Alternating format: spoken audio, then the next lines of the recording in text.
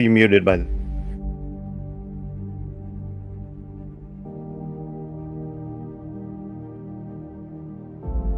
Like a grand and miraculous spaceship, our planet has sailed through the universe of time.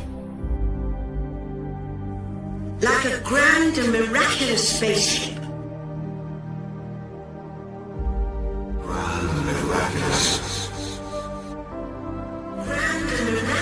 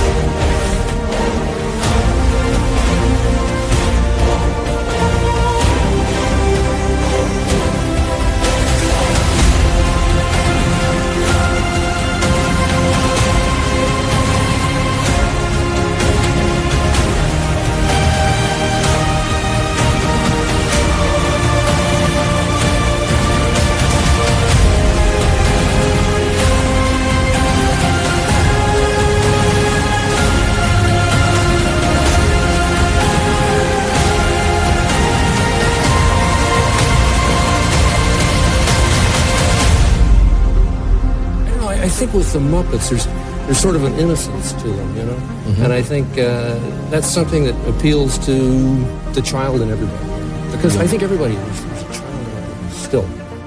Well, we all want to build a time machine, don't we? So when you enter Disneyland, you're entering a time machine. I only hope that we never lose sight of one thing, that it was all started by a mouse.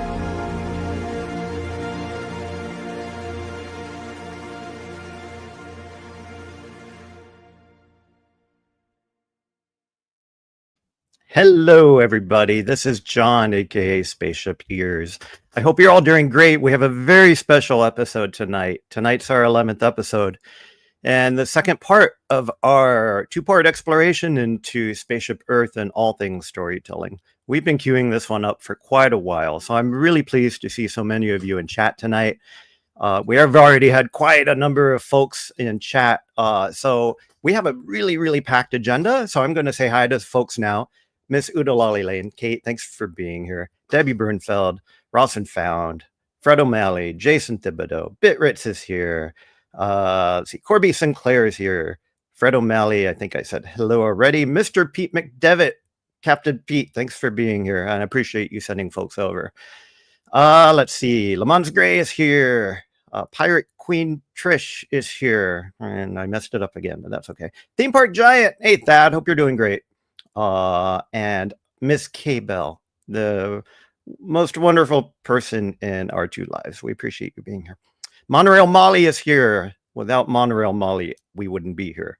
Zippity Doo Doug is here. Hello, Doug. And so many other folks. I think I got most folks. If I missed you, Mr. Jonathan Chong, I see you. And Regina is here. Stephanie is here. What a great assemblage of people. So, like I mentioned tonight, it's a very special show. It's a bit unusual. We won't be following our normal agenda. Let me throw up our standard PowerPoint, though, because, like I mentioned, tonight will be a conversation. My father's in the green room behind stage right now, and I'll bring him on in a second. But I'll talk a little bit about what we're doing here and why this is so meaningful and what we're trying to do here tonight. Before I get into that, as you know, last time we talked about Spaceship Earth, and as you know, you can go to grandmiraculous.com and vote on it. And I'm pleased, very pleased and happy to announce that even though we announced a new leader last week with the Tiki Room, we have a new leader now. So Spaceship Earth has an amazing vote total of 9.43. I don't know if you all did that out of the goodness of your hearts, but even so, I appreciate it. It does my heart good to see this attraction get such a high score. So I'm really pleased about that. So let me talk a little bit about tonight. Talk about what we're going to talk about. Before we build the future, we must first walk into the past. Last week, I talked about Ray Bradbury. He said that, not as nostalgia, but as instruction. To design meaningfully, he believed, was to remember deeply. This episode tonight is about immersive storytelling, but it's also about inheritance. Spaces we build, yes, but also wisdom we carry. Across generations, across disciplines, across late-night chess games, where each move carries a memory, a philosophy, a story. Those games taught me more about design than any sketchpad ever could. I used to think my father designed spaces, but he didn't. He designed invitations, not only to look, but to feel, not only to visit, but to belong. Tonight, I sit down with him. John F. DeCuir Jr., design, storyteller, a Renaissance thinker. His design work shaped iconic experiences like Spaceship Earth, Alien Encounter, and Muppet Vision 3D. In cinema, 2 landmark films defined the emotional and creative arc of his legacy. Ghostbusters, a playful descent into the uncanny, and Top Gun, a visceral celebration of adrenaline, discipline, and heart. Both bear his fingerprint. Both helped shape a generation. His own journey was guided by the generation before, my grandfather, John DeCuir Sr., whose design mastery earned him 3 Academy Awards for Cleopatra, The King and I, and Hello, Dolly. His visionary work extended beyond film into the conceptual heart of Epcot's unbuilt space pavilion, and even into the solemn artistry of the Hall of Presidents, where he painted its most contemplated piece, The Burden of War. So we don't just talk about immersion in this episode, we live it, not just as spectacle, but as philosophy, as inheritance, and quietly as celebration. As some of you know, this episode airs one day after my father's 84th birthday. So in chat, I hope you all wish him a very happy 84th. Now, immersion doesn't begin with spectacle. It begins with belief. So before I get into this story and bring him on, what I want to do is to read a speech that Ray Bradbury gave to the Imagineers. I wanted to complete last week's episode with this as kind of a coda, but now that I think about it, it's actually a better introduction to tonight's episode. His words still echo through time, through blueprint, through every invitation to belong. So I know this is a little bit hard to read, but never mind, I will read it for you. I can't quite adopt Ray's tonal voice, but I'll do my best. John and Marty told me I was supposed to come up here and explain to you, to yourselves, and to tell you what you are and what I am and what I'm doing here. I'm here because I want to be here. There are a lot of places in the world I could be, but I've been coming through WED and going to Disneyland for many years now, and I like what I see. A wonderful thing happened to me in 1954. I went to Italy for the first time ever. I traveled through Rome and Florence and Venice. I saw the works of Fra Angelico, and I came home inundated with the Renaissance.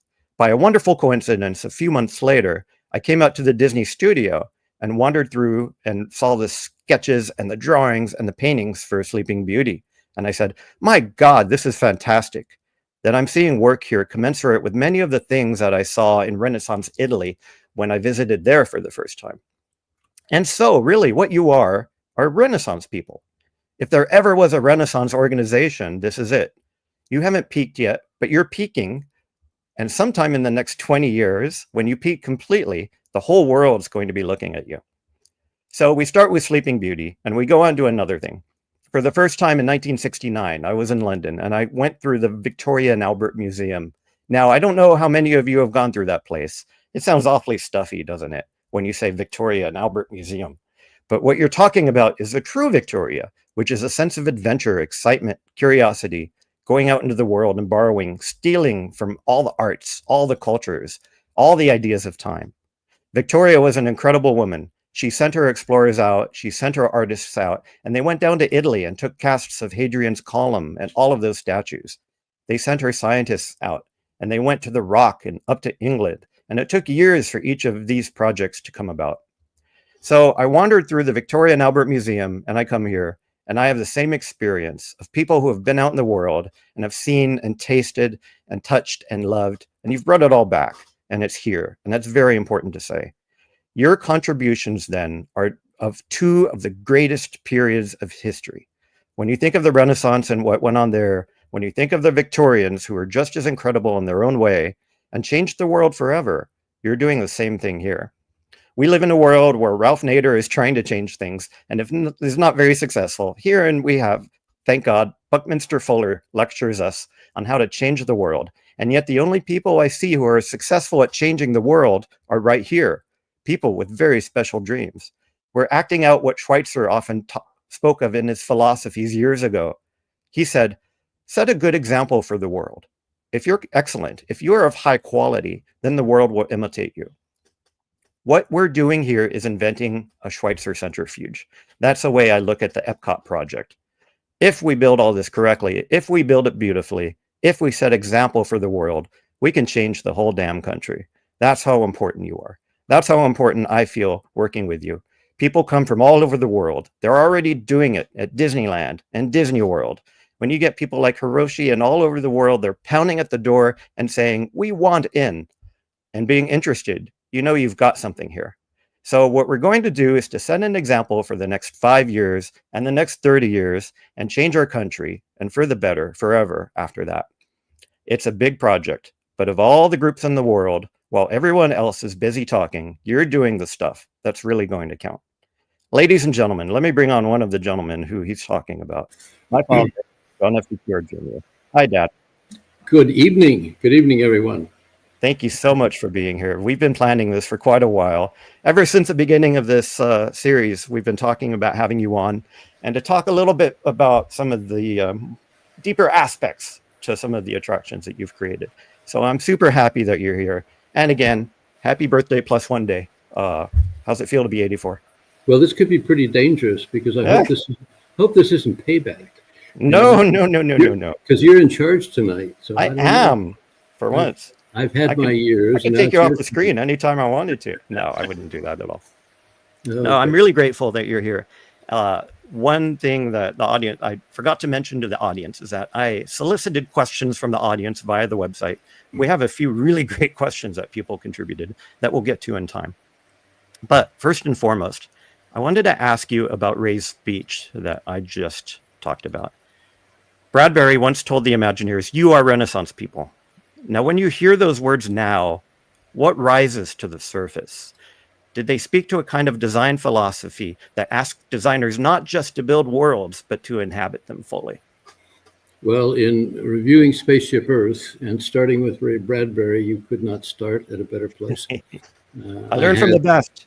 I had the good fortune to work directly with Ray on Spaceship Earth for over a year, in fact, in the early conceptual period. But years later, Ray and I remained good friends, and he would come to our studio on Saturday morning, and we would ponder over all kinds of things Renaissance. And the Renaissance period is sort of in the middle of Spaceship Earth, if you consider the early cave wall drawings and then end up in space, but so important in terms of the notion of a picture plane. I think we have to give the Renaissance artist, this Brunelleschi, the credit for his development of perspective. And what is essentially kind of fun about perspective is that it's sort of a retinal review of what happens in our own eye. In other words, perspective allows us to capture three-dimensional worlds and put them on a flat plane. And that, in a way, is kind of what's happening in the back of our eye. And then our lens translates the information. So in a way, it's quite frankly the beginning of photography, because that flat plane then becomes the film that goes through the camera. And pretty soon we're discovering if we flicker those images, they begin to move. And so you can see how perspective in the picture plane it becomes, I think, a window. We're going to talk more about windows, but a window to the narrative world.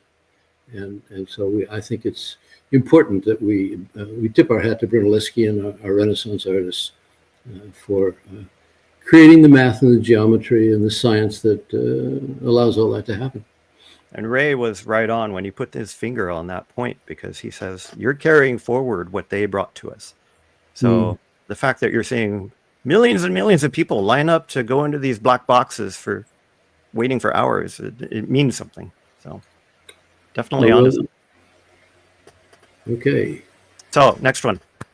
Bradbury once said, to understand the future, we must first return to the past. Now, you've worked across decades alongside your father, carrying his legacy.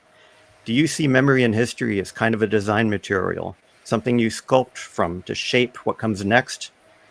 In your own work, does the past act as kind of a lens, a launching pad, or something else? Well, we're going to talk a lot tonight about gateways and apertures into narrative worlds, and of course, the window becomes an important pass-through. I'm really fascinated with the whole idea of gateways and windows into narrative worlds. One of my favorite is the great King Kong gate.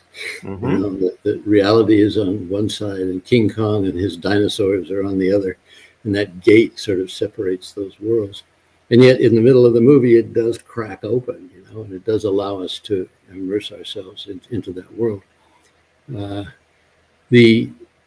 The Roman arch that evolved in, well, actually before that, it was the Roman arch. Originally, the Greek's proscenium was another frame that separated the narrative world from the audience and from the real Like world. we see on the left, yeah. Yeah. And that proscenium is pretty important for thousands of years in terms of making the statement between us and the story and the separation therein. And yet, even as early as the Greeks allowed their actors to come out into the orchestra to pass through the proscenium and get closer and closer to the audience.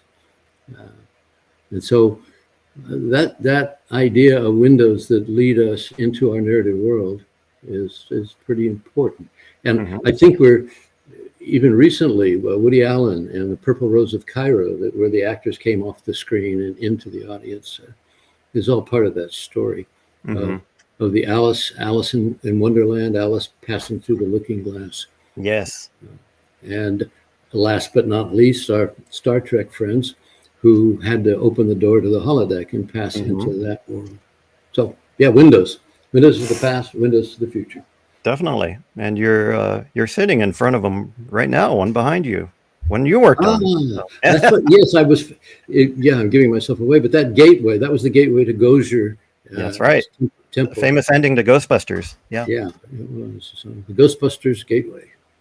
We got a few comments in the chat that they love your background. So it's definitely resonates. So before I we happen to have to draw that one up before they could hold it. So. In fact, remind me, that set, I know we're going off script a bit, but that set was almost too big to fit into soundstage, wasn't it? It was the biggest soundstage, at Warner Brothers. And I think not quite the biggest in the world, but almost. Right. And we filled it up. Yeah, it barely held us. And, that's right. And I remember walking around there as a little kid, just like, oh my goodness, what is this? This is incredible. So one of the biggest challenges was the backing, because I don't think anyone had ever done a 360-degree backing of New York. Right. And we wrapped that entire stage with that backing. Yeah, good stuff. So we have to define our terms before we get too deep and too philosophical. Speaking of this kind of ancient to modern trajectory, we got to define our terms. So I use the term immersion a lot. It's in the subtitle of this whole series. It gets used to describe everything now. But what does it mean to you, creatively, emotionally, philosophically? Can it shift how people see themselves, not just where they are? Well, now we got to jump on Spaceship Earth and go back and rewind back to the beginning. Yes, like Ray said. And one of my favorite images is this Red Bull of Alta Maria. And it's a favorite of mine because the artist didn't just paint on a cave wall. He looked around and tried to find a particular portion of that cave wall where the rocks were protruding. And then he painted the bison so that the protruding rocks mimic the musculature of the animal. So for 50,000 years ago, to be bringing that image to life I think it was a very, very early sign of things to come. Mm-hmm. And as we move through history, we're going to be seeing more and more of our storytelling imagery coming to life, accelerated or limited, as the case may be, by technology. Right. Now, his technology was pretty limited. He had the stones on the cave wall. But if we fast forward to the Industrial Revolution, all of a sudden, the images are moving thanks to wheels and gears and motor power. And so technology then begins to help us to follow through on this process of, it almost sounds like immersion, but it's immersion. Okay, that's why we talk about the big E and the big I. Yes. For so many hundreds of years, thousands of years, the art was coming to life. The art was emerging from the flat plane, from the wall. We can see the early Egyptians carving around their images, almost as if trying to free them. And then the Greeks developing the frieze, and then the frieze to sculpture, and then the sculpture to actors. Once again, the story world emerging into our world, into the world of reality, where now we get to emerge into that story. And that's right. when we hit areas like Walt Disney. Wow, because that was, I think, an incredible breakthrough in history, where he poured his audience into the story. That we actually allowed them to get on a ride or walk through adventure, and you were no longer sitting in a chair in a theater, but you were completely immersed, in the experience. Mm-hmm. But I don't think you can't just talk singularly about immersion without talking about immersion. Right. And that's the Imagineer's job, I think, is to allow his narrative world to emerge from the technology so that right. we as audiences can emerge into right. the environment. So Walt took that immersion into the audience and flipped the script so that he actually put people into Main Street, into the world. Exactly. And I have a big thing about walkthroughs, and we'll talk about that in a minute. Yeah, good stuff. Yeah. That's one of the reasons, Ray kept raving about Disneyland. He loved the place because it was really the first place that people really poured people into the environment rather than have the environment reach out and touch them. So it's a key distinction. In addition to the other rides that Sleeping Beauty and that he talked about, because we went together several times, and he made a beeline to Peter Pan. That was his ride. And that was yours too, if I remember correctly. And once again, what have we got in Peter Pan? In that little room, we've got the window, right, that they fly through into Neverland. They emerge into that world through a portal, through a window. Mm-hmm. So the story keeps reinforcing itself. Yeah, for sure. I'm sure a lot of people in the audience would have loved to have been a fly on that wall, watching the two of you go through Peter Pan. Well, speaking of Disneyland, of course, we've got to talk about Epcot. It's a key aspect of everything we do here. Last week, I talked about Spaceship Earth, as you know, and I talked about a legendary moment in the history of Epcot. It's the moment when the two models, one model of World Showcase and other one of Future World, were physically brought together. Two halves of a dream finally snapping into place. I was wondering if you could take us into that room for our audience. What changed when you finally saw those two models side by side, and what did that moment teach you about immersion? Very provocative time, because World Showcase had always been, not called World Showcase, but International Villages had always been a part of World's Fairs and expositions. So this is nothing new under the sun. In fact, I think you mentioned last week that Disney had been noodling around with the idea of doing an international street way back in '55, long before World Showcase. And so John Hench brought to the table that whole idea of World Showcase as a fundamental piece and part of this Future World exposition. He told me personally many times, that it would come first. Mm-hmm. That there would be multiple years after World Showcase had opened before Future World Epcot would make its appearance on stage. And then, as many of you probably know, for a lot of marketing reasons and financial reasons, the powers that be had decided that it was critical that we open them both simultaneously and not in that two-step process. So that was a hard challenge. Mm-hmm. I remember Wing Chao and I waltzed around the halls of WED quite a few times trying to figure out. And we came up with many solutions, and you're very familiar with the one that exists today. Mm-hmm. But I do think that the premise there is that the invitation of countries of the world to gather around and celebrate these future world accomplishments or new ideas. In the centrifuge, as Ray would say, what good is it to have to spit out the new idea if nobody's listening? Mm-hmm. So having a global audience, became a really important part of the process. Right. I know that one of the ideas you talked about was actually having World Showcase physically around Spaceship Earth as sort that of was one version. That little black and white sketch. Right. The pavilions gathered around actually Communico instead of the lake, and then Spaceship Earth was a gateway that led into the center.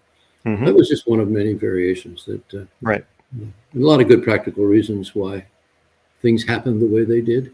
True. Yeah. But symbolically, you can't beat that. I mean, the whole notion of every country gathered around to kind of pay tribute to the. Well, in a way, I think Hench said more than once that World Showcase in this particular layout was kind of like the castle. It was Walter Weenie that would pull people through Epcot, and think about talking about future world ideas and no World Showcase. You would have had a significantly diminished audience, I think. Yep. So that part of the plan, I think, made good sense. And arguably vice versa. If you had a World Showcase without any compelling idea to bring it forward into the future, that would be equally unattractive, because the World Exposition was to gather people of the world together and demonstrate them new and better ways of living, and new industrial accomplishments. So World Showcase is the audience for me, and Future World is the show. Yes. Now, a lot of people may want. I'm not sure we're delivering yet on that promise, but that was the intent. Yes, we'll talk about that some more. The intent was fantastic, and the park continues to be compelling today. I think if you did an MRI scan though, of the people in the park, maybe I'm wrong. I've been away from operations so long, I don't know, but boy, I have a feeling that World Showcase is pulsing quite well. In terms of its popularity and its attraction, and that was its purpose. It was a magnet. And it's timeless. One of my favorite views is right here on the screen. The history of the Torii Gate in the Japan Pavilion with Spaceship Earth centered in the middle. It's fantastic. Here we have another gateway to the future. Yeah, that's right. There we go. You're better at segues than I am. That's where I got that. The good idea. So, repetition and variation. That's right. Okay, so throughout tonight, like I mentioned, I'll sprinkle in some related questions from our community. This one comes from a really good friend of the channel, Debbie Bernfeld, and she writes, how does Spaceship Earth connect to the broader vision of Epcot as a place for learning and innovation? Also, how does this message of Spaceship Earth evolve over time? Well, I think you need to dig down into the name itself, the metaphor, Spaceship Earth. Naturally, we've been talking about the history of man leading up to some point, but the kicker is, where do we go from here? Right. And so Spaceship Earth takes us to that another gateway that leads us into the future. And I think if we dug a little deeper into the metaphor and Bucky Fuller's idea that we should be developing an operating manual for Spaceship Earth, things to do, things not to do, things to look at. As John Hench would say, how do we eliminate the contradictions? Yes. And the operating manual, that metaphor, I think is a wonderful one. And in effect, it was kind of, I think, where Spaceship Earth wanted to lead us into Communicore, where we could then get our hands on that operating manual.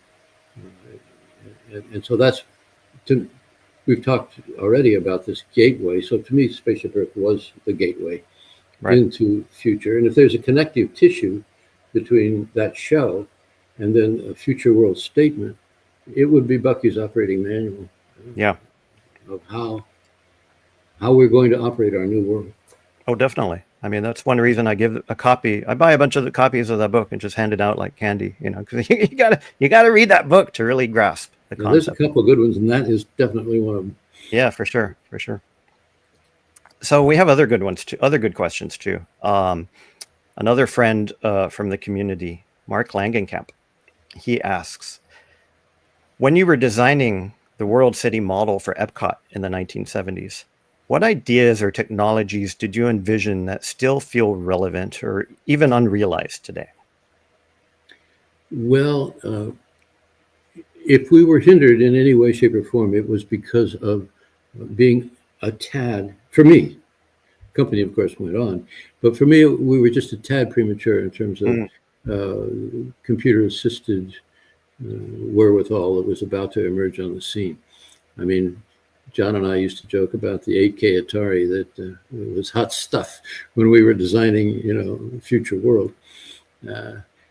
And I think the purpose of this slide is to deal with that issue of technology and how it can accelerate and advance. And if it's not there, it can also hinder progress.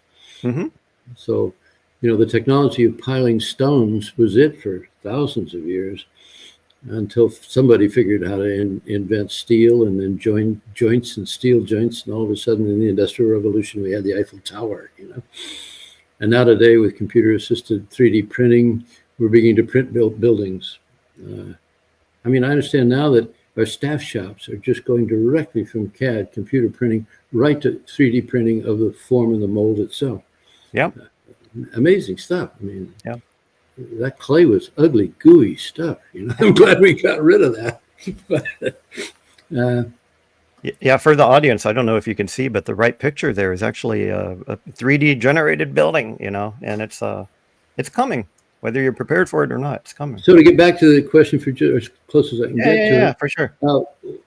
We sort of had the hints. We had the hints that technology was on the horizon, and yet we didn't really have anything near AI capability to begin to really see how the new computer-assisted world would shape future ways of living. Mm-hmm.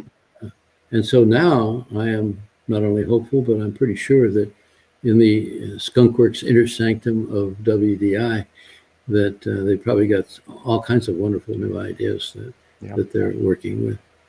Well, one would hope. The thing is, it takes years for these things to percolate, so we just have to have faith. And well, that's the other thing. It's. I think we'll talk a little bit later about the icy temple, but sometimes you have to wait 20, 25 years to rebuild something until the technology is ready to go. Yeah. No, definitely. We got to talk about this one. Your father, my grandfather, he worked with Ray Bradbury. You can see him in the upper right, to dream Epcot's unbuilt space pavilion. Now, for the audience, this is not Mission Space I'm talking about. This was before Mission Space, before Horizons. It was a grand idea to launch people into space. What kind of experience were they crafting, and how did they hope guests might feel inside it? Were they going for awe, curiosity, humility, and did they even maybe hope that people might feel small in this context? Well, we're probably all getting a little tired of talking about immersion, but that's really what we're talking about. Never. And if we look at the early Greek theater, I think this is Dionysus, if I'm not mistaken. But that architectural structure behind the orchestra there was sort of the first big set. The world, a fantasy world, even though it was not very flexible, because the technology would not allow anything more than just a rather static set piece. But it was kind of a magic box. I understand that all kinds of special effects and fun things came out of that piece of static architecture. And then we fast forward to the great movie palaces of the early motion picture era. And now all of a sudden we're still trying to get through that proscenium. We're still trying to walk into the story, and but it's at least the story is moving now, and it's beginning to emerge a little more from the screen. So now getting to the heat of this particular issue, which is the Space Pavilion. First of all, its origins lie in circle vision. Yes. And once again, if you're sitting in that center image, if you're sitting in a conventional theater, the envelope, the immersiveness is kind of limited. You're looking at that little square opening. Mm-hmm. And if you turn your head right or left, you're not in the experience at all anymore. Now, the early theater designers, realized that, and so they decorated their theaters up with all kinds of fantasy googogs to create illusion, but almost never did the illusion have anything to do with what was being projected on the screen. Rarely, once in a while, but not often. With circle vision, wherever you turned your body, 360 degrees, you're in it. You were right in the middle of it. And so all of a sudden, the immersion factor went way up on the scale of, I'll leave scale and mathematics to John, but that really geometrically powered up immersion. Right. And then Dan and Ray started saying, well, that's okay, but we still have to turn around. Why don't we put the circle vision screens vertically? And then nobody has to turn around. They can just look down, look to the right, look to the left, look to the up, and they're inside, the experience. Mm-hmm. And of course, the windows in circle vision became windows to outer space. And now we get to the point of, well, why didn't they build that thing? What a wonderful idea. Well, the technology wouldn't let them build it. It was real simple. That's right. When you take iWorks wonderful loop boxes, 35 millimeter, 70 millimeter loop boxes, and you try to hang them 360 degrees all around, those screens, it became an absolute nightmare. Financially, just impossible, basically. Today, with LED screens, no brainer. Mm-hmm. So if my friends in the skunk works at WDI are listening, get to work, and you've got all the technology you need now to do that we didn't have. Yeah, there's a famous structure in Las Vegas called the Sphere, and I only wonder what Big John and Ray would have accomplished with technology like that at the time. One other thing though, before we leave that, it was not just like circle vision, a bunch of screens. Right. The whole interior was themed to be a spaceship. And the notion being that you were traveling in this object. You were inside this container. And it wasn't a theater. You were in a spaceship and you were moving through space. Right. And I think the thematic approach to the decor of the inside was also critically important in terms of the immersion idea. Mm-hmm. Sorry, no, it's good stuff. The audacity of not only having one circle vision theater, but squishing them together like a sandwich and then having the whole bloody thing rotate is just fantastic. I only wonder what we would have gotten if we had seen something like that. Okay, we've got to talk about Communicore. Communicore is a key topic near and dear to both of our hearts. Some of the audience may remember it as Innoventions, but it was born as Communicore. The best analogy I can think of is that Spaceship Earth once ended with an ellipsis, 3 little dots in a sentence that carried you forward. It encouraged the viewer to keep going. Now, it wasn't the end. It was the beginning of exploration, ushering guests into Communicore. I call it a neural network, the neural network where ideas pulsed, evolved, and invited participation. A call to keep learning, keep engaging. A lot of people think of Communicore as kind of maybe corporate exhibits that maybe have gotten a little too long in the tooth, but there was a lot more behind it. What happens to the meaning of Spaceship Earth when we replace that ellipsis with a period, when we exit guests outward without continuing that story? What did we lose narratively, philosophically, when Communicore disappeared? Well, let's pick up for a moment on just what we were talking about, and that was the technology of the day 50 years ago, I think, getting close, really would not allow Communicore to become Communicore. Yes. All right. However, today, that's a whole different story.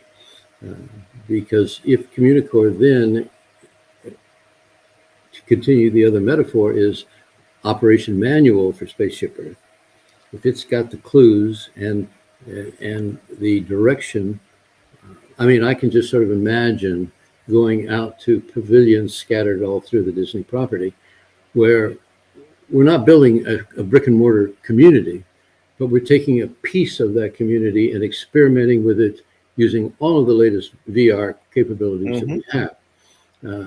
Let's take the hospital and let's practice with a better hospital. When we do a movie, when we make a film, there's always a hospital in something I've done every once in a while. And we take the basic elements. Obviously we take the operating room, and then we take the ER, and we take the waiting room, and we take the recovery area. And we build those little worlds, and we put them together for the camera.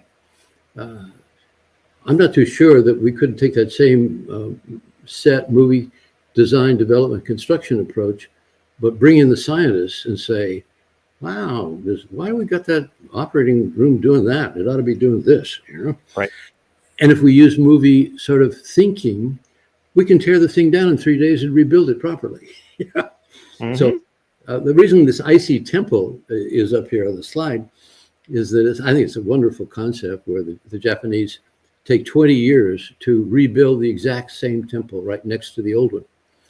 Now, and they've been doing it for 1,500 years or so, right? Almost 1,500, I think, years.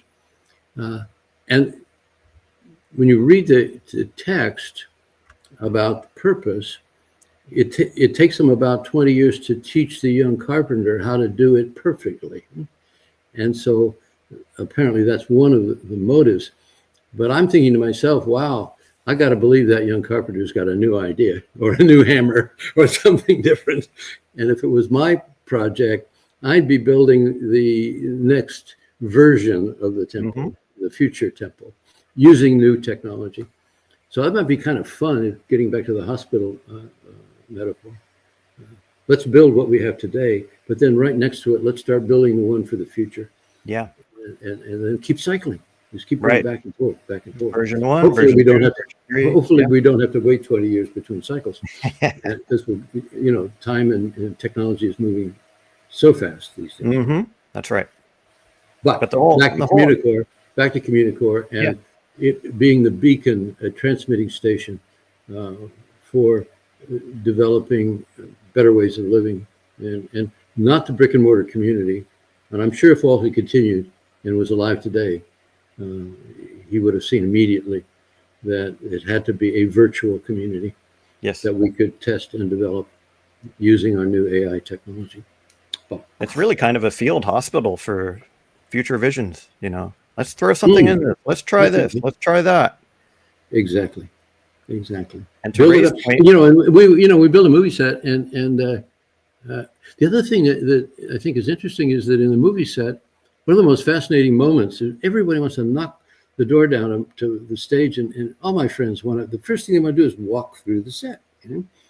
Now, the camera, of course, represents us, and the camera walks through the set for us. But we are building and augmenting using special effects and all kinds of things, but we are building a physical environment. We could really be the hospital I did for Providence was, you could almost operate in the darn thing. It wouldn't take that much more to do that. And yet, when the new idea comes along, you could dismantle it in a matter of days and replace it with a new idea. You cannot do that with a brick and mortar solution in a real city. You have to wait 50 years for the concrete to crack. That's right. So developing this idea, this sort of where we're world building using film technology, not technology, using a filmic approach, a cinematics approach, I think it would be an interesting idea to discuss further. No, for sure. I could sit here and talk about Communicore for an hour, but we've got lots of material. Let me launch into another community question. This question was a great one. It was asked by our friend Zippity Doo Doug, and Zippity Doo Doug writes, Do you like the change at the end of Spaceship Earth of taking away the scenes coming backwards towards the end and replacing it with computer screens? Not especially, but I think I'd change it completely. And if I can't have Communicore, if it doesn't look like I'm going to be able to have that for a while, then I would make that descent operation manual Spaceship Earth. I would have Bucky Fuller telling us that we need to create an operating manual for our spaceship. And that would be the conclusion then that hopefully would someday lead to a Communicore-like solution. Mm-hmm. You and I have talked for years about what we would do for the ending of Spaceship Earth. Obviously, going out to see Earth in space is a wonderful climax. But then you've got to fill in, 5 minutes of the descent. And every single time they try, some better than others, but it just doesn't feel to land. And you and I have talked about Bucky's ideas here. Maybe we should have an animatronic Bucky just talk to us about what his visions were on the way down to really land the message. But I don't know. We'll see. I think in that finale, if we sailed out from the Earth and maybe orbited the Earth and looked back at the Earth and have Bucky say, whoa, wait a minute, guys, you got homework to do. Yes. Get back down there and let's talk about what we have to do to make the Earth a better place. Absolutely. I think that would resonate a whole lot better. Alas, it is what it is. Let's talk about this one too. Another phenomenal question by one of our good friends, Bitritz. Hello, Bitritz. And she writes, do you feel that modern technology, especially screens, including screens, is more helpful or inhibiting for the process of creating a ride or a story today? Okay. Good question. And I think for me, there's a basic answer. If the screen has a frame around it, it must be in a window to something, looking out into something going somewhere. And then you have to work really hard to make the illusion, the immersion from the interior to the exterior of that window connect in some way. Mm-hmm. And I think they've done that to a certain extent in the Star Trek world, where your Star Wars world, excuse me, where your gun is on the inside and it's shooting a missile to the outside and hitting something. That connectivity between the inside environment and the outside environment happening through a spatially framed window has integrity and it works. If it's just a screen and it's not a window, then it has to be part of the environment of the interior of the space. In other words, you can't see any edges, and it's got to blend seamlessly with the space, so that you're just using projection to create a more architecture, right? And supplement what would be maybe crazy to try to build physically. Mm-hmm. But if it's not a window, don't let me see the edge of the screen. Yes. Also, another aspect too is that what's on the screen tends to age a lot more than 50-year-old animatronics. People still line up for hours to go watch old pirates, where you could have this modern technology that should show stuff on screens, and yet it doesn't seem to land very well. Are we going to talk about animatronics somewhere else? Because we'll probably have another episode about that. Okay, well, just let me finish then about animatronics. One more nail in, no, I don't say nail in the coffin, but one more. That's my buffalo coming to life. Yes. All of a sudden, these little wheels and gears are becoming Abraham Lincoln, becoming human beings, and so that's the big E again, the emergence. Okay, the story is emerging into our world by taking human form and using animatronics to make that happen. Yeah, definitely. Now, one of the things I want to touch on is when people think about the attractions you built and the movies you worked on, a lot of people think about happy, wonderful, fun stuff. But there's another side of that coin, and that has to do with fear. Let's talk about unease a little bit. Moving from seamlessness to a related topic, disorientation. Now, many people don't know this, but you created something called the Black Box. That was at Movieland Wax Museum back in the day. And that was a journey into mystery and discomfort. Years later, you worked on Alien Encounter. which horrified and thrilled guests in equal measure. What were you going for in these experiences? Do you think immersion can come not just from clarity and comfort, but from a sense of tension, fear, even chaos? Well, when we did the black box, in fact, there was the last scene of that was alien encounter, so there's some continuity between that. Yeah, people had been getting frightened at movies, but again, the proscenium made them real safe. And all of a sudden now to physically put them in the room, in the environment where that alien was coming to life, it's a whole totally different experience. I think you'll find today, if you get online and listen to some of the older folks now, but who are young people going through that, they were really frightened. I mean, it was scary. And so we're going to talk about comedy in a minute. I don't think we're there yet.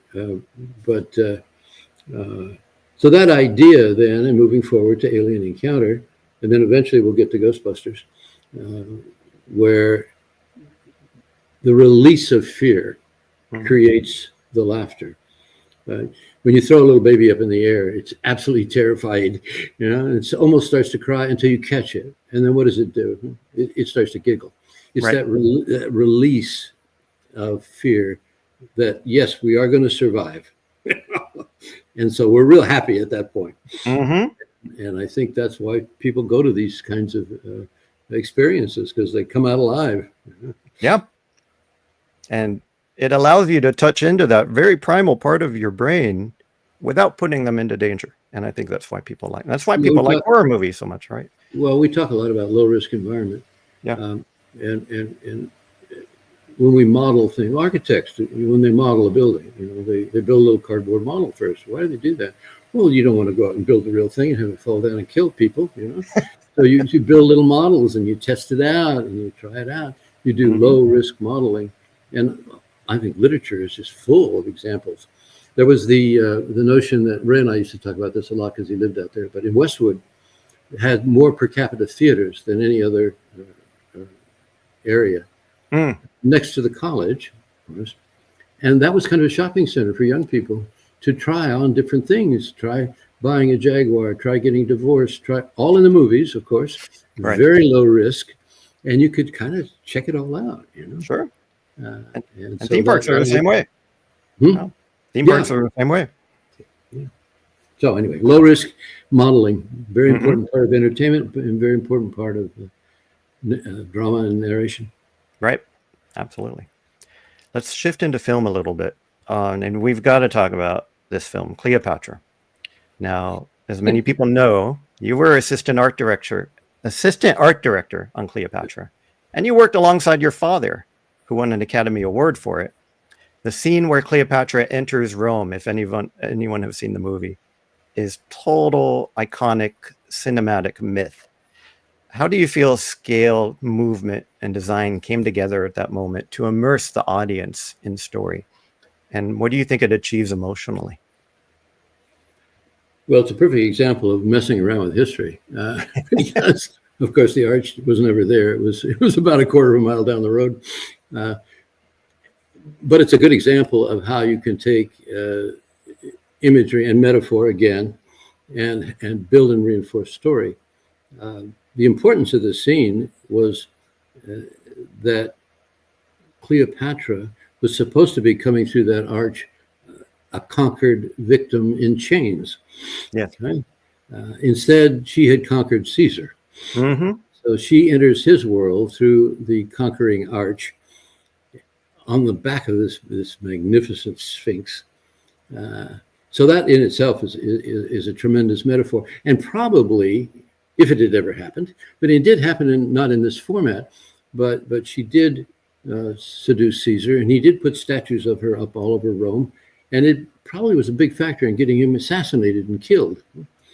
So that's what Mankiewicz, the director, was trying to do, and that in this particular scene was trying to communicate the relationship conflict between Caesar and Cleopatra, and these two worlds coming together, these two she the queen, him the king, and Rome didn't want either one of them. They didn't want kings or queens, and so they were bucking this whole political structure.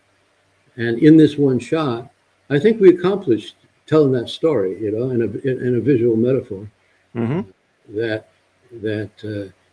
communicated an awful lot for a few seconds of film time. I almost didn't make it through the arch. That's another story. I was in charge of the Sphinx and the arch and making sure it all fit. I was in School of Architecture at USC and supposed to be really good at measuring.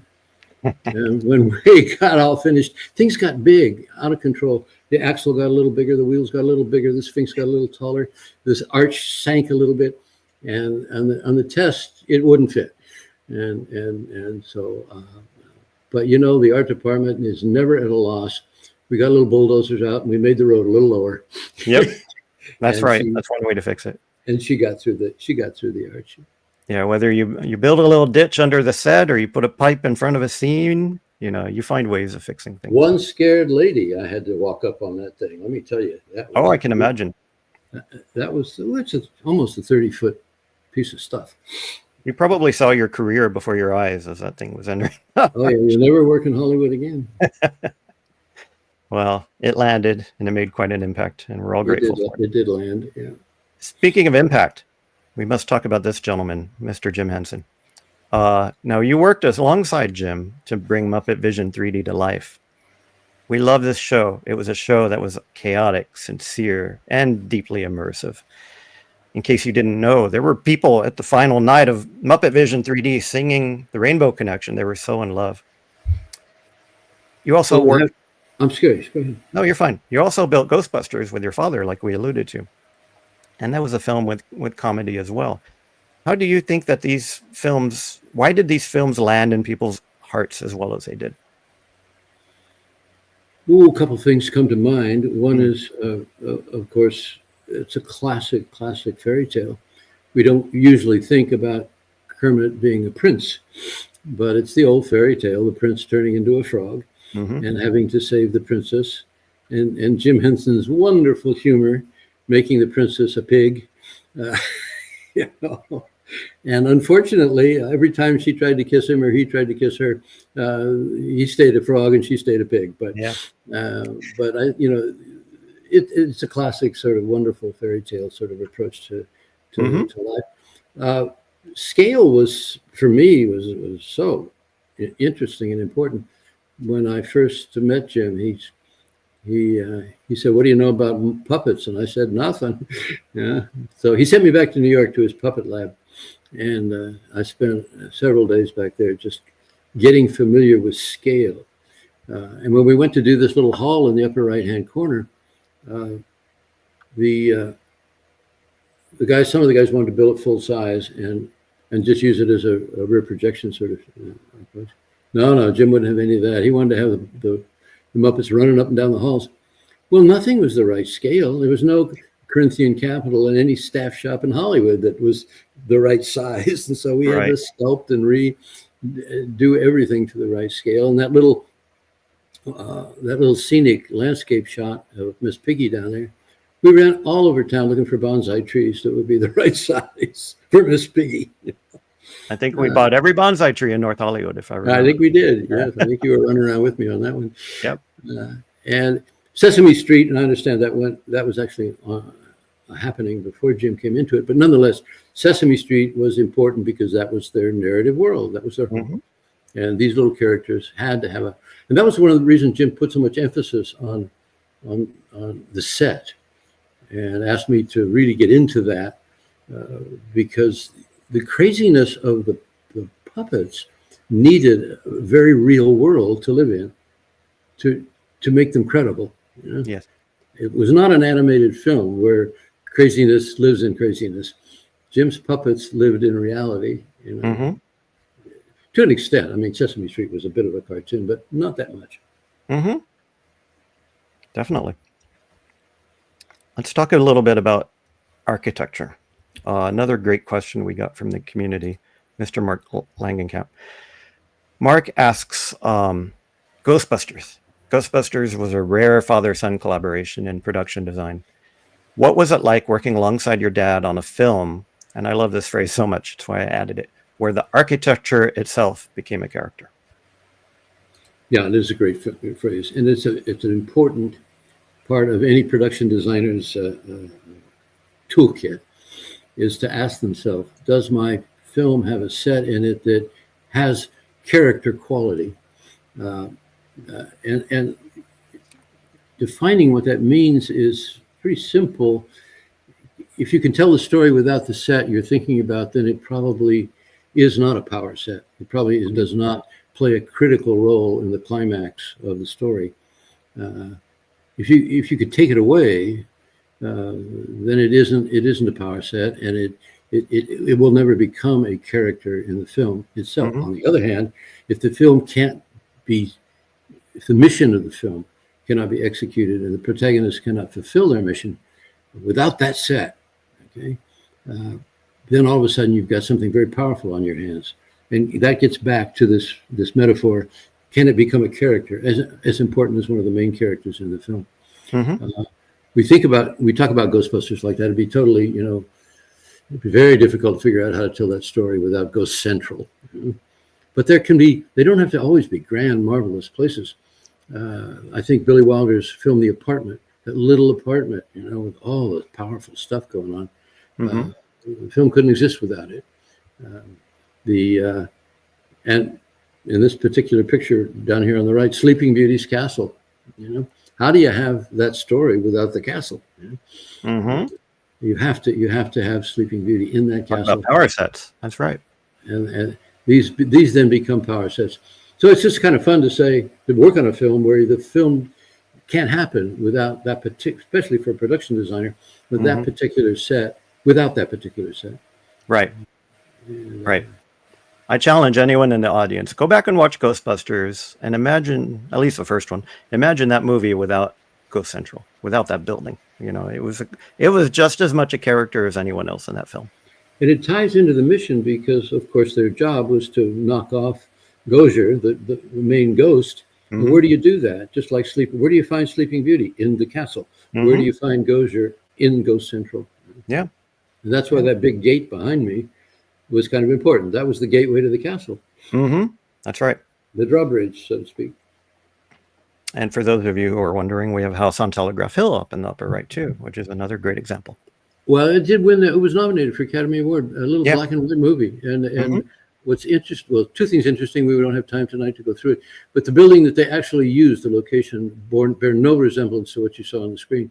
New facades were built, were hung on the building, matte shots were painted, tops of the building were painted in. So it's a wonderful exercise in old world augmenting of special effects. Yeah, to create a narrative world that wasn't there. That's right. Now, Mark threw us so many great questions. I've got another one here.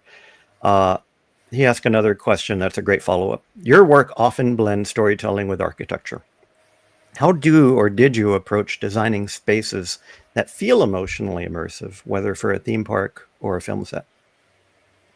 Well, when you say, immersive again, and designing spaces, the architect in me has to go back and look at how architecture can tell story.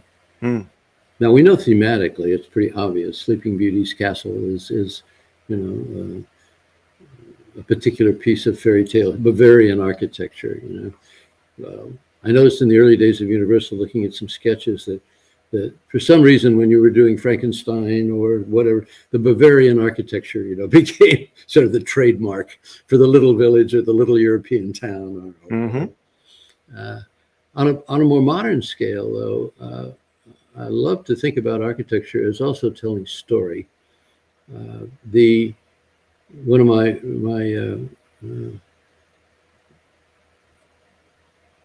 one architect that I have a great fondness for, two of them actually. One was the mentor of the other, Louis Sullivan. And Louis Sullivan was very instrumental in developing the American skyscraper. In fact, they call him the grandfather of the American skyscraper. And what's interesting in terms of and this picture, of course, is the end run solution. But what he began to do was to pull the structural core, the structural elements of a building away from the exterior and into the interior, which allowed the glass walls to be hung, and all of a sudden allowed the whole building to become a window. And then going in a very different way to Frank Lloyd Wright, and looking at Falling Waters. And when you're inside there, he's really pulling all of nature, into that space. Right. So when architecture tells story in a contemporary way, it's not the dramatic narrative story that we're used to in film and theme park, but it still needs to tell story. Mm-hmm. And such a kind comment. Mark's in the chat right now, and he says like he wish he could have been a student of yours. So that is very nice. Thank you, Mark. Yes. We got to talk about this one too, Hall of Presidents. Can we go back for a minute? Yeah, sure. We don't have the pictures, but the other thing that Louis Sullivan said in his kindergarten chats, the name of his book, and he was very upset at the time because, and this gets back to theme, so this kind of does answer that question. He was very upset, and he would say, "Well, why does a bank building look like a Greek temple? That's stupid, And yet, when you read a little Greek history, that the temple was the treasury. It was the place where they kept all their money. And so I know what Sullivan was trying to say. And he was right in terms of his need to have buildings express their own nature. But really, the bank building that looks like a Greek temple is a pretty good metaphor, historical metaphor. So I'll end with that. Absolutely. So we've got to mention this one and invoke it. The Hall of Presidents. It's not a typical thrill ride, as everybody knows. It leans into gravitas. It's not simply entertainment. Do you think immersion can arrive through this kind of silence and emotional gravity? Now we have your father's fantastic painting, The Burden of War, which thankfully I'm very happy to hear is back in Disneyland. It's in the exit ramp of the Walt Disney Story. But what do you think your father's painting here contributed to that experience? Well, there's a technical issue here that you have to acknowledge, and that is the widescreen format of the film that was being used. There were many traditional oil paintings in the Hall of Presidents that were used in the film, but couldn't be used in the film because the format was wrong. They were little 4:3 ratio images.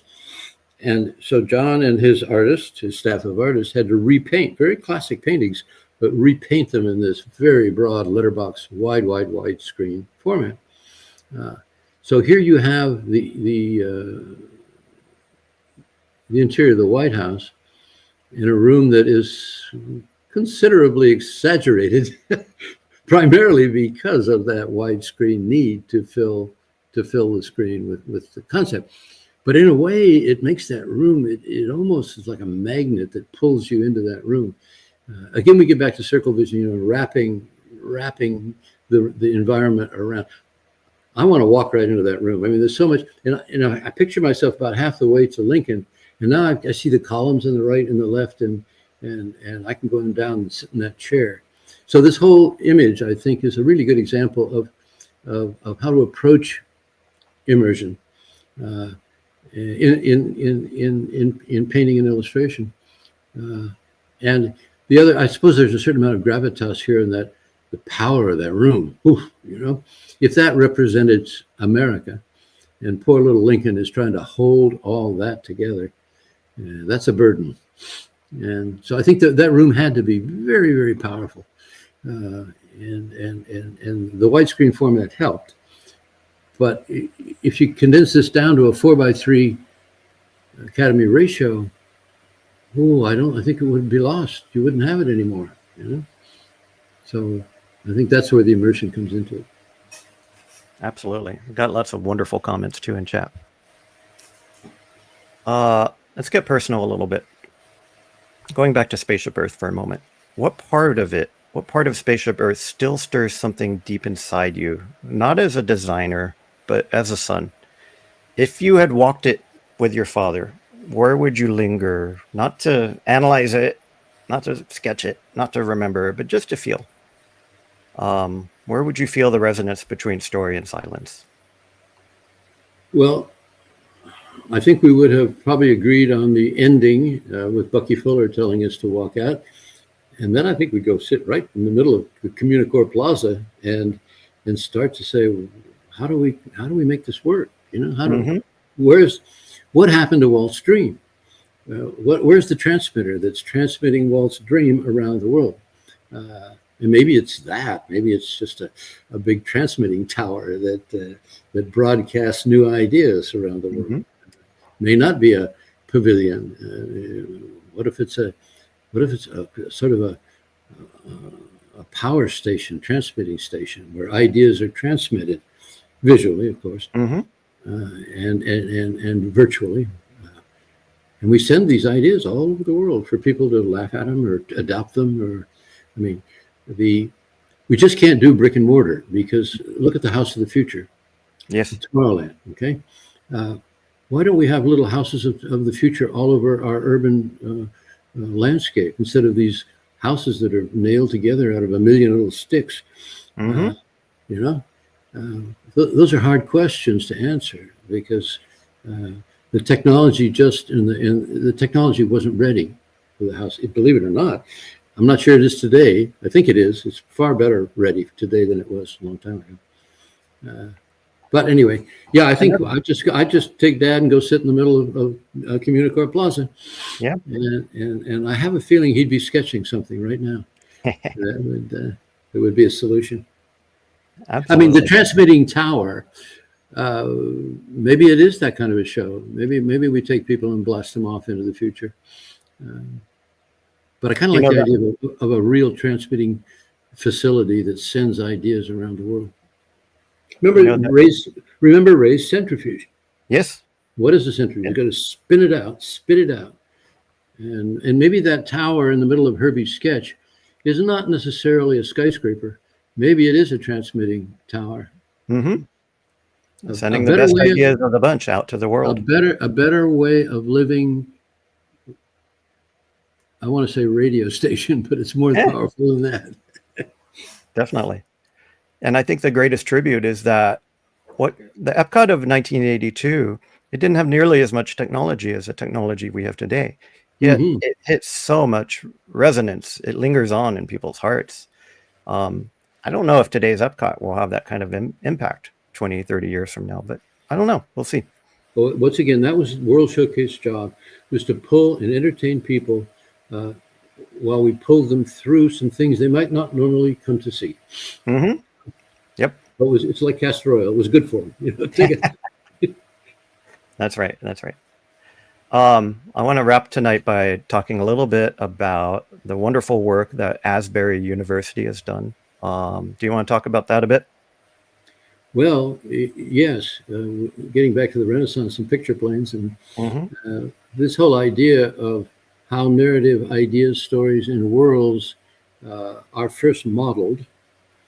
And they're modeled in my world by starting with a drawing. That's where it all begins. And probably one of the most efficient ways to model any kind of narrative is to start to draw various sequences and scenes from it. And that's what my father did all his life. I've done a little bit of. And we are collecting those moments that we think were instrumental in creating some of the celebrity narrative moments in film and television and theme park. And I think that we have a good start. We've got 6,000 images. My particular focus at the moment is adding to the collection, but we have so many what I would call lost treasures. So I have little photographs and pictures of things that the originals are gone. You know, we don't know where they are. We may never see them again. The studios auctioned them off, and hopefully they're sitting on somebody's mantelpiece somewhere in the world. So we want to broadcast. We're developing some technology that will allow us then, couldn't have done it 50 years ago, but it will allow us to take these little snapshots and transparencies that we have and create clones, full-size clones, almost indiscernible clones of the original. And so that's what we want to do. If we can't find the original, we want to recreate it.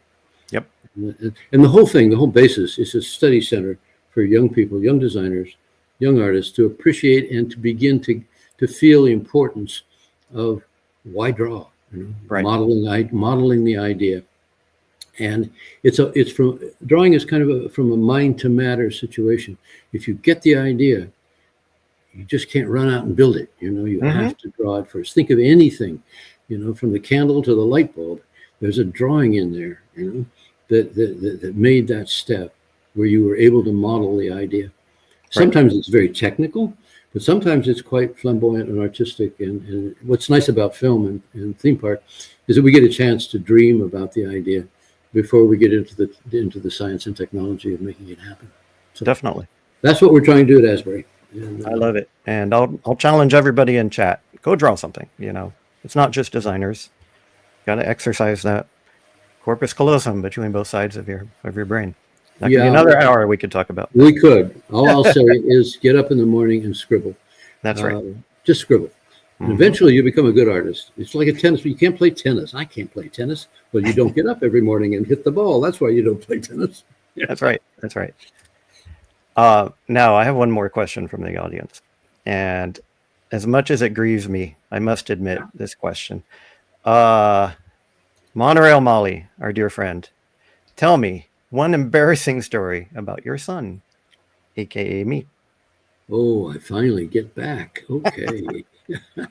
Well, it has, of course, to do with drawing, just what we were talking about. When John was born, and we went to the hospital, and he was in a little prenatal room with 50 other babies or 25 other little babies.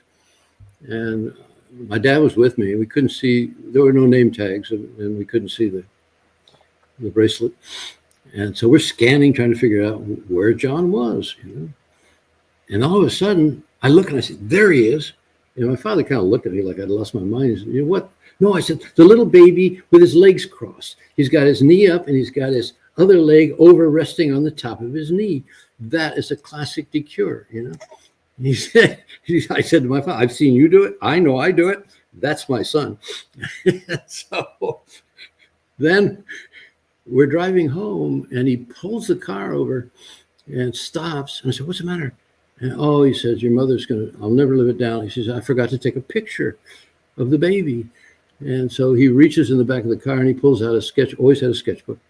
And he sits there and in less than 15 minutes, he has sketched the most gorgeous portrait of this little baby with his legs crossed, and took it home to my mother, who was far more pleased about that than if she'd had a Polaroid. So anyway, that's John's embarrassing story for the night. It's a fantastic story. And I think anybody will take a drawing over a picture. One thing that our friend... Technology, remember the technology, in those days, if you didn't have a Polaroid, it took 2 or 3 days to get the film printed. That's true. Yeah. Okay. This was instant. That's true. That's true. Okay. It was better than the technology at the time. Yeah. One thing that our good friend Pete McDevitt does in his interviews is provide a final thought to everybody. So let me hand the mic over to you and takes us home. Well, we started with Cave Wall to the Holodeck, and we've talked an awful lot about technology and the idea that it seems that with advancing technologies, we're able to dial up the fidelity more and more and more over the last, 50,000 years.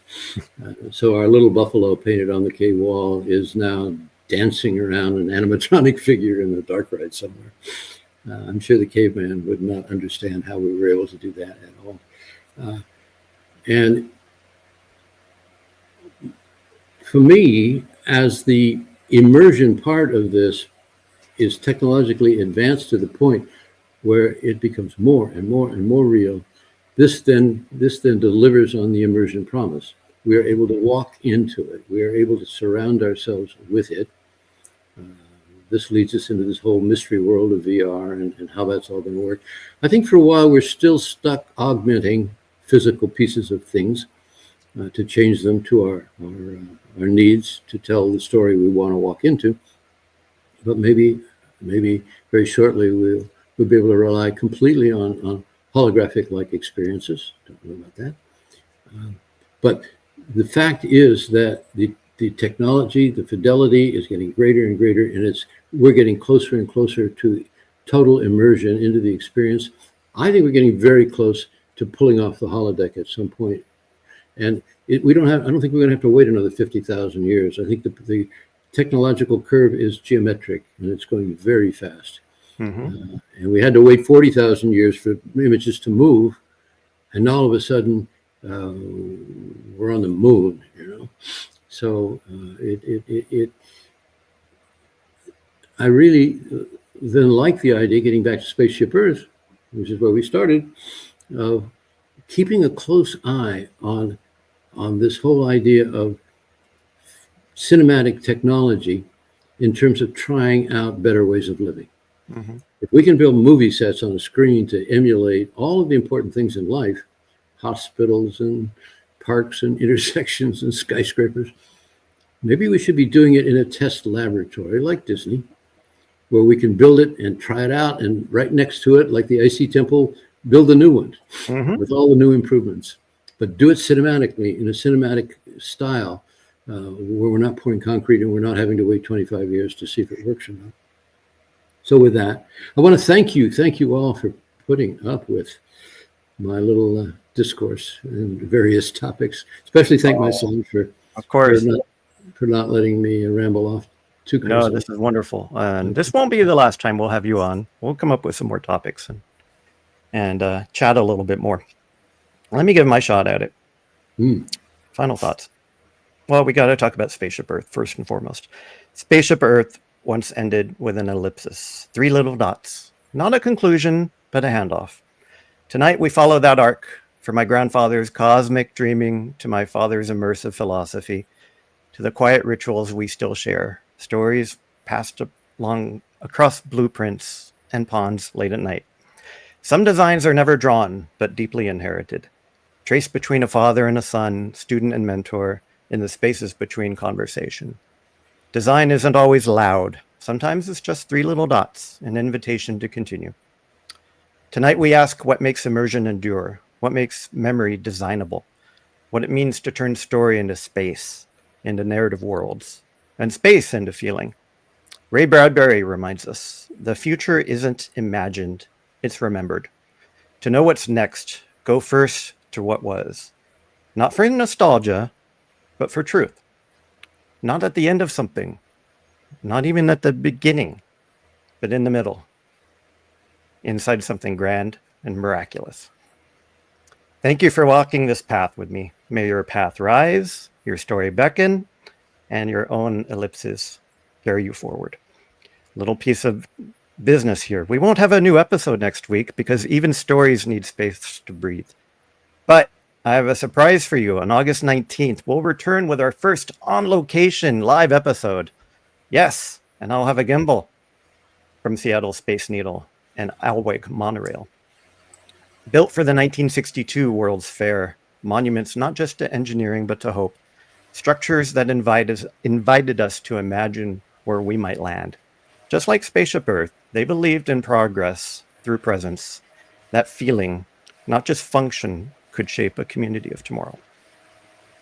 Good night, everybody. We'll see you in 2 weeks, right where story and sky meet. So keep designing, keep drawing, keep dreaming, not just with tools and talent, but with memory, meaning, and the spaces between words. 3 dots await, 1 little spark. That's all it ever takes. Have a good night.